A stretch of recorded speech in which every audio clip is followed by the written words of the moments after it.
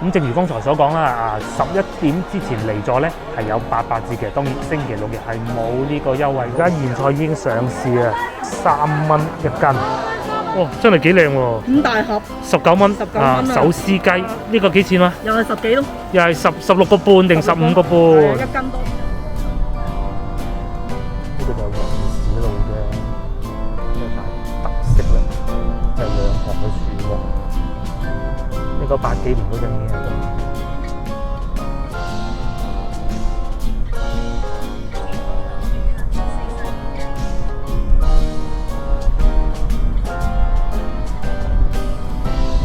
Hello， 各位觀眾，大家早上好啊！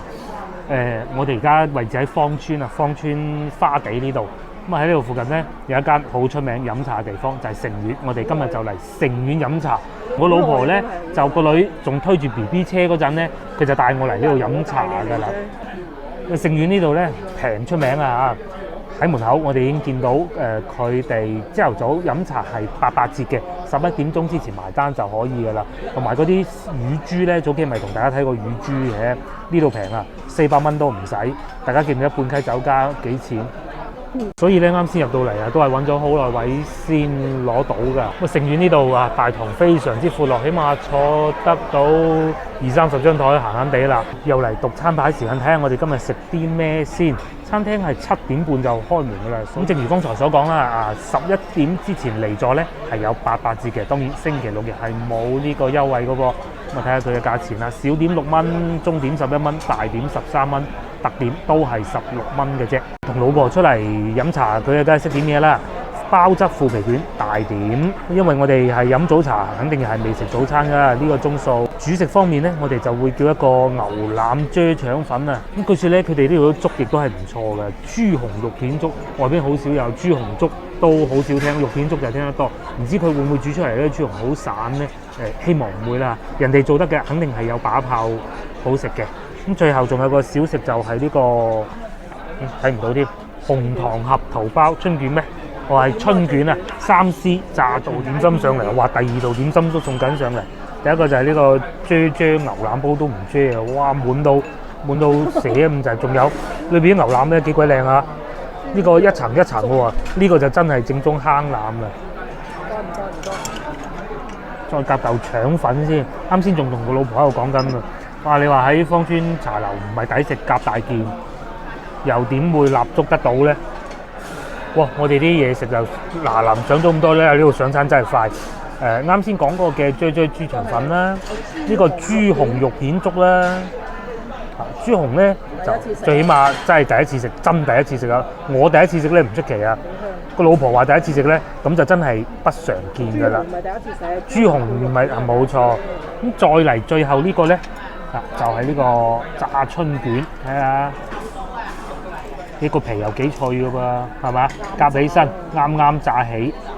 佢呢度上嘢咧又真係幾快嘅，即係一坐低咧，即係講咗冇5分鐘，咁就已經上菜啦。先試下個豬腸粉先，豬腸粉，哇！嗱，首先講下呢個啫腸粉，講下佢優點先啊。牛腩真係多啊，呢啲真係大食夾底件啦。大食夾底件。講笑嘅啫，但係咧，如果真係話有咩不足咧，油咗少少嚇感覺，咁啊，但係還好嘅，最起碼我哋夾出嚟個碗咁就冇咁油，而且仲有粥，還可以。呢個腸粉真係幾好。幾錢話呢個腸粉？呢個腸粉已經係最貴嗰個嚟嘅，26蚊嚇，成張單咧未計茶位㗎嚇，未打折未計茶位68蚊，4樣嘢而家淨係上咗3樣啫。好，咁啊，我哋嚟試下嚿牛腩，個牛腩真係靚喎，睇下一層一層嘅喎，呢啊真正就係坑腩係嘛？算唔算係咁嘅坑腩？呢個牛腩太好啦，煮得實在。啱先我夾嗰個係肥咗啲嘅。呢嚿唔算太肥，但係咧一咬落去咧就真係化開嘅喎。我對上一次喺茶樓啊啫腸粉食到咁樣嘅牛腩咧，就係喺大沙頭遊船碼頭上邊，由廣州酒家主理嗰個啫粉，又唔好講價錢，唔好講價錢啊！再對上一次又食到咁靚嘅，係喺堅記腸粉，唔係堅記麵嗰度非常之好。呢個咧喺我心目中真嘅。咁堅記係最好食嘅。第二就係廣州酒家嗰次呢個第三。嗱，你日日食咁啊，梗係唔好啦，偶爾食一次也不妨嘅。呢啲牛腩咧，幾靚。就算啱先食呢嚿咧冇咁肥嘅都係唔會話好硬。好，接著嚟就梗係試下粥啦。啱啱食完咁濃味嘅嘢，可能因為落咗豬紅啊，咁佢哋咧係已經落咗少少胡椒粉嘅，但係唔算太搶。同埋咧，即係我自己中意啊。可能其他觀眾未必會太喜歡咧，就係佢幾乎冇落鹽嘅，係幾乎冇嘅。咁當然亦都有可能啱先，因為我哋食過呢個咁鹹味嘅豬腸粉，亦都係有原因嘅。我好中意佢呢一點啊！嗱，喺食緊粥嘅時候咧，最好就係咁啦。我哋冇叫油炸鬼啊，但係有叫炸春卷嘅喎。再點埋少少醃汁咁就一路食粥一路食炸春卷。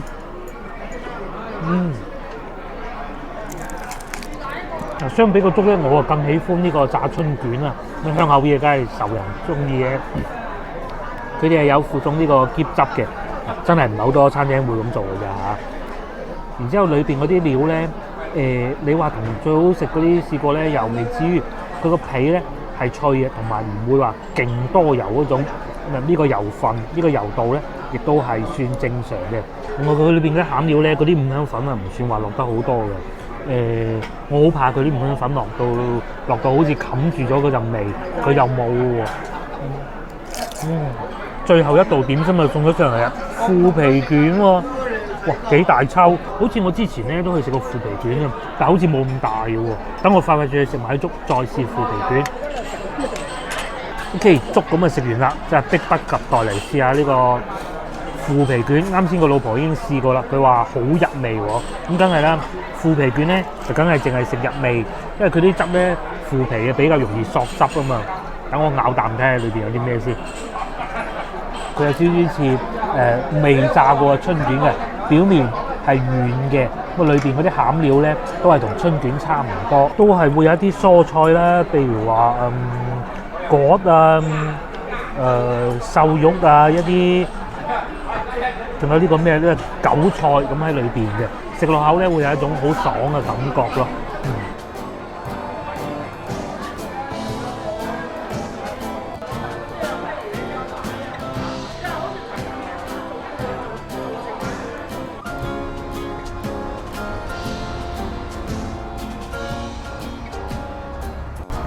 Hello， 我哋又食飽啦，最終埋單77蚊啊！大家睇上去覺得點咧？我最滿意咧就係嗰個啫啫粉嘅牛腩啊，真係入口即化噶。話佢咁咧係真係冇講錯，真心嘅。而且份量又夠足咧，成餐落到嚟咧，我覺得呢個牛腩啫啫粉係值得一嚟試嘅。咁啊，至於成員咧，其實對於我嚟講都係好有情懷噶。咁啊，以前10年啦，真係有10年啦。個女仲好細個，要推 BB 車嗰陣同佢嚟過。當時我記得喺2樓嘅環境冇依家坐得咁舒服㗎。空氣不是太流通，但係嚟到依家咧，每張台間隔都係好闊落，唔會話有嗰種逼逼夾夾啊嗰種感覺。而且當時我仲記得啊，10年前嘅盛苑咧，服務好似冇而家跟得咁足啦。依家係好好服務㗎。嗰啲服務員啊，雖然人比較少喎，佢唔會話你唔理你啊，各種冇啊，好似街坊朋友咁同你傾偈嘅。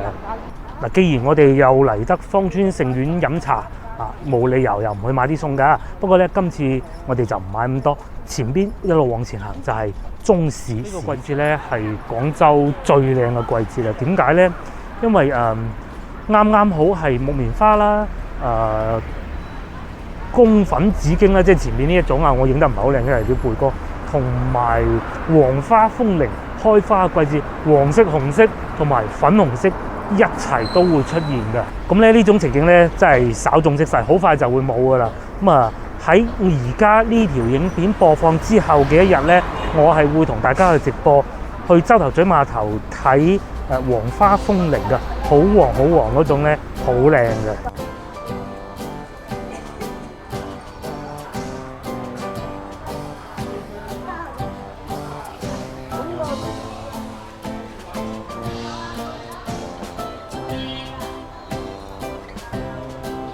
會生鏽冇啱喎，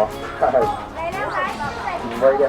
我哋去買雞，因為上次冇買雞啊，咁啊今日嚟呢度買啲雞。呢度嘅雞咧都係新鮮劏㗎，但係就唔似話另外嗰邊咁你想捉邊隻生勾勾劏俾你，呢種就係已經劏好，不過都係新鮮嘅。文昌係點賣㗎？14，呢個青魚係13，有蛋。話咁快就嚟到買雞嘅地方啦！嗱呢度啊，啱啱新鮮劏嘅。啱湯啊！啱湯嘅，啱湯全部都啱湯嘅。我呢個好似全部都燒雞落煲湯。煲湯啦。清遠雞和現佢哋係劏好㗎啦，已經今朝劏好嘅，咁啊41蚊一隻。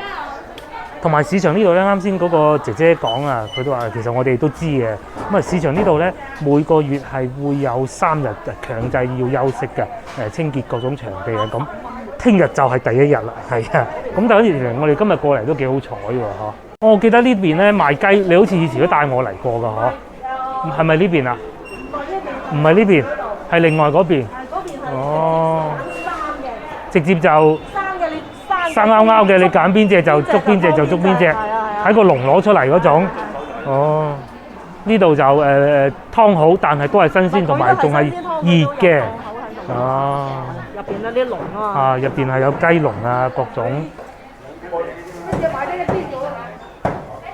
依家13蚊最平㗎啦。呢隻係文昌紅糕嘅，呢隻。見平又買多隻雞，呢隻叫做椰子雞、文昌雞，哦，38蚊啊，圍到13蚊斤係嘛？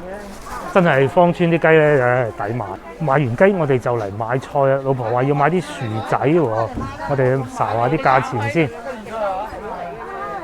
成捆咁喎，成捆都唔怕啦，成捆都唔怕，西洋菜可以。係啊，梗係成捆嚟。成捆，而家現菜已經上市啊，3蚊一斤。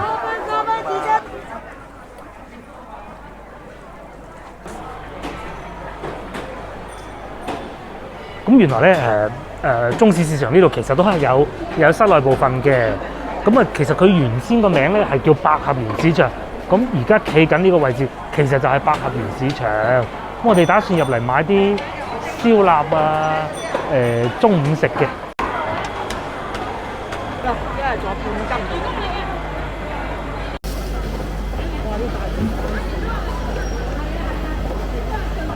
話說上星期咧，我哋咪買咗啲牛肉翻去嘅。第2晚啊，打火鍋食鬼晒啦，好美味。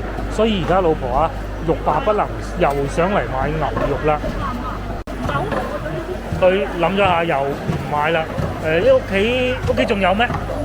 哦，屋企仲有，但係上次嗰啲牛肉真係幾好食啊，嚇，幾有牛肉味啊。終於俾我哋發現一檔薯仔場啊，過意喎。哦，就係呢度啦。放得耐啊，之前。放得耐會起牙。係啊，起牙啊，冇慢咁多。有時又攞嚟整薯仔絲啊嗰啲。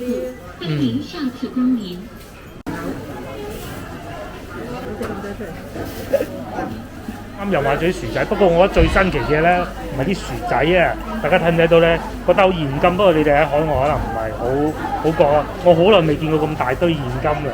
咁同埋仲有就係嗰個賣菜嗰個菜農咧，孭住嗰個孭帶嚟孭住佢嗰個 BB，我估係佢個孫啩，我見估嘅。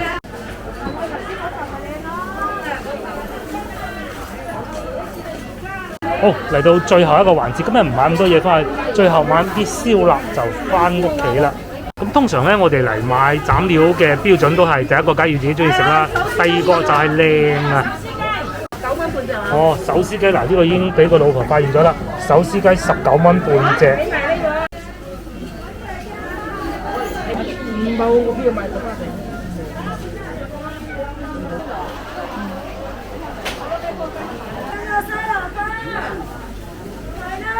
幾靚㗎喎！哇，真係幾靚喎5大盒，19蚊，19蚊啊！手撕雞咁啊，食我哋就唔食啦，因為手又未清潔過。唔好啦，唔好啦，唔好啦，再俾大家睇下就係啦，真係成盒㗎喎，呢度淨係半隻嚟嘅啫。哦，吸翻起佢，吸翻起佢，唔好啲香味走晒。再嚟呢個係沙呢個幾錢啊？又係10幾咯，又係16個半定15個半？1斤多啲。係啊，哇！仲有個髀添，呢個係燒鴨定燒鵝？呢個係燒鴨定燒鵝？燒鴨啊，梗係。燒鴨。燒鵝邊度得有咁平啊？都幾靚啊嚇！係啦，真係抵買啊！我記得咧，上次就喺面前呢度買過嗰個哈密瓜10蚊一個，仲要係好好食嘅。